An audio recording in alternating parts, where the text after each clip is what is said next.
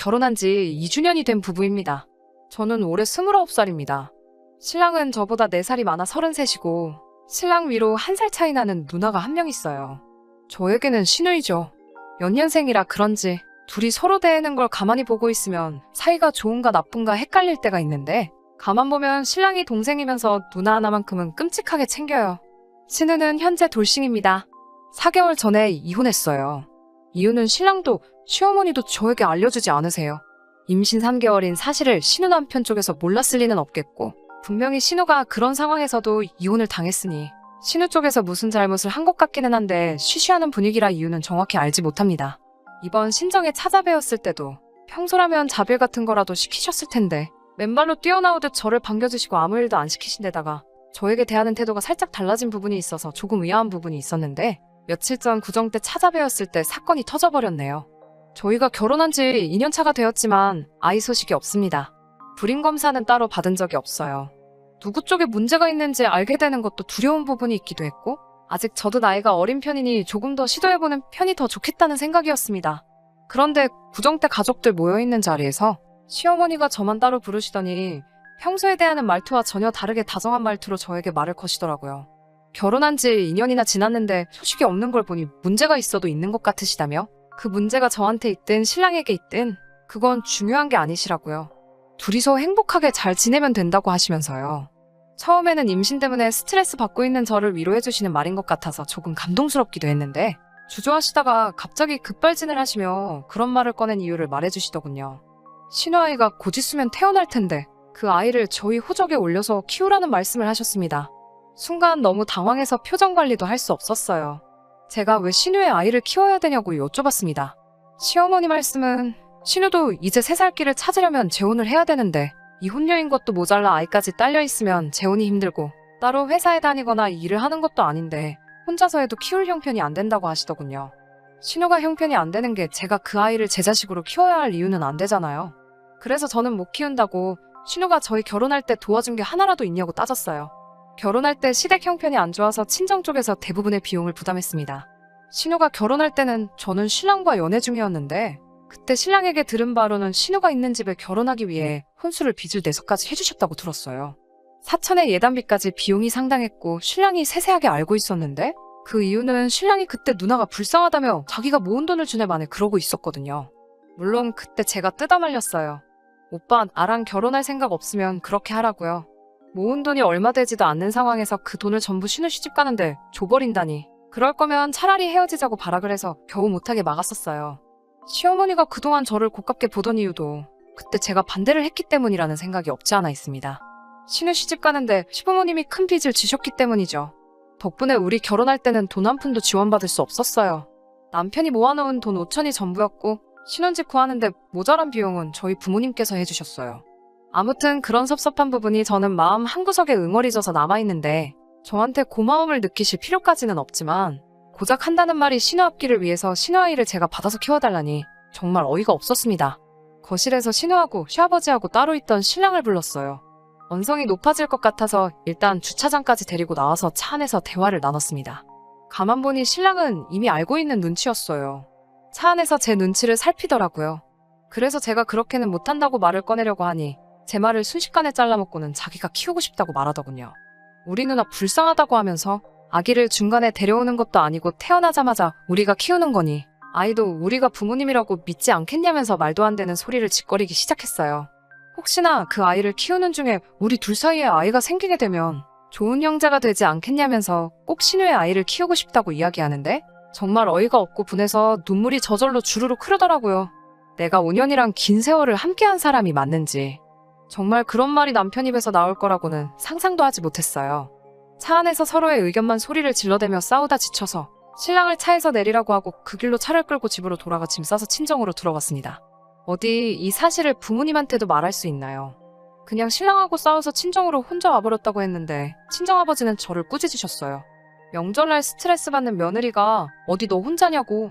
부부가 싸울 수도 있는 거지 어디 어른들 다 계시는 명절날 짐 싸서 친정으로 들어올 생각을 하냐며. 아버지께는 제가 신우애를 키우게 생겼다는 말은 할 수도 없는 상황이었고요. 어머니는 화내시는 아버지한테 좀 진정하라고 뜯어말리시고 있고 평소에 신랑하고 무슨 일이 있어도 친정에 짐 싸서 온다거나 한 적이 한 번도 없고 친정엄마한테는 스트레스 받는 일 전화로 떠들은 적도 한 번도 없었으니 엄마는 대번에 무슨 큰일이 나도 난 건지 눈치를 채시더라고요. 결국 엄마한테만 자초지종을 설명했습니다. 아버지 성격에 그 길로 시댁에 가서 죄다 뒤집어 놓으실 것 같아서 어머니도 아버지한테는 따로 말을 안 하셨어요. 친정에 가 있으니 시어머니한테 연락이 계속 오더군요.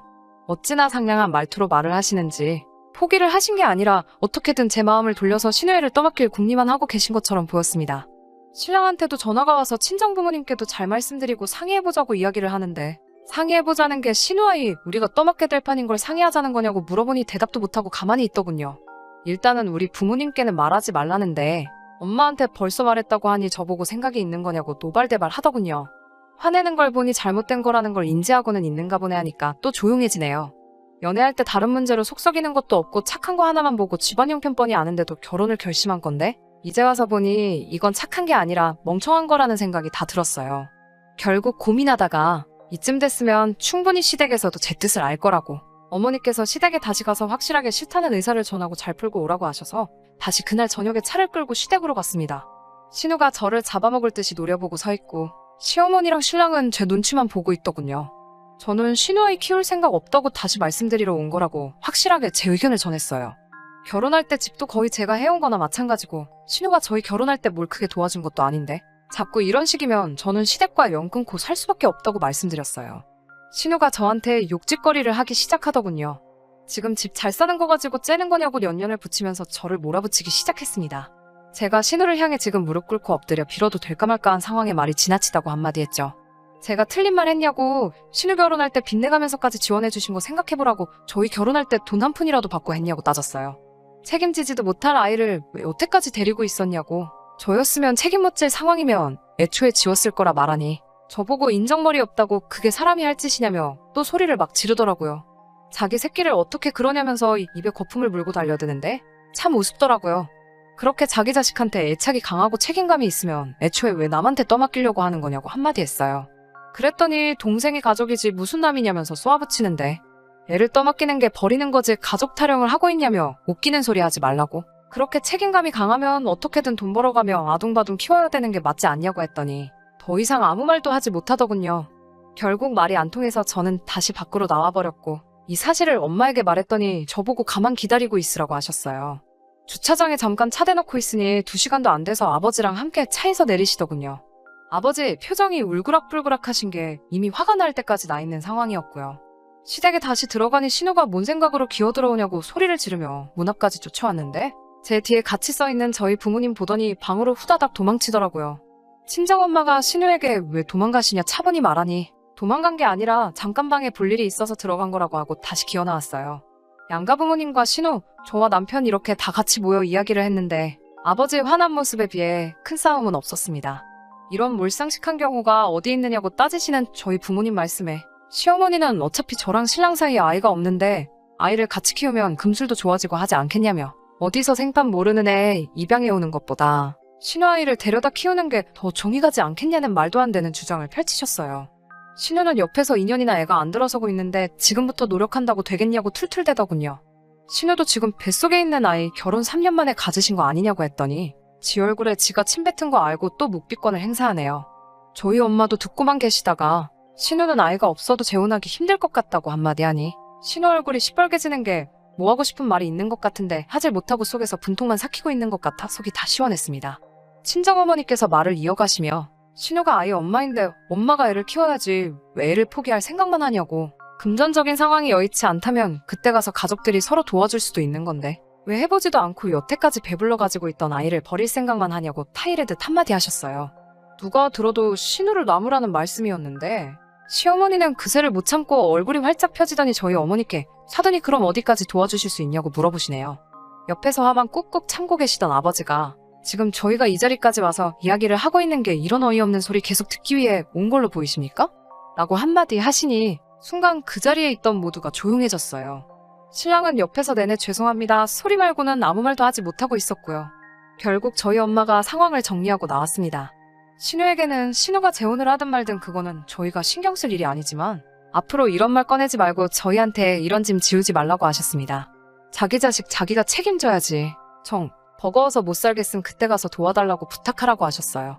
부탁을 하라는 건 명령이나 강요를 하라는 뜻이 아니고 말 그대로 부탁을 해야 된다고 다시 한번 강조하셨고, 저희가 도와드릴 수 있는 부분은 도와드리겠지만 신우가 일 안 하고 땡가땡가 놀기만 하면서 힘들다고 도와달라고 한다면 그 어떤 것도 도와줄 생각이 없다고 강조하셨습니다.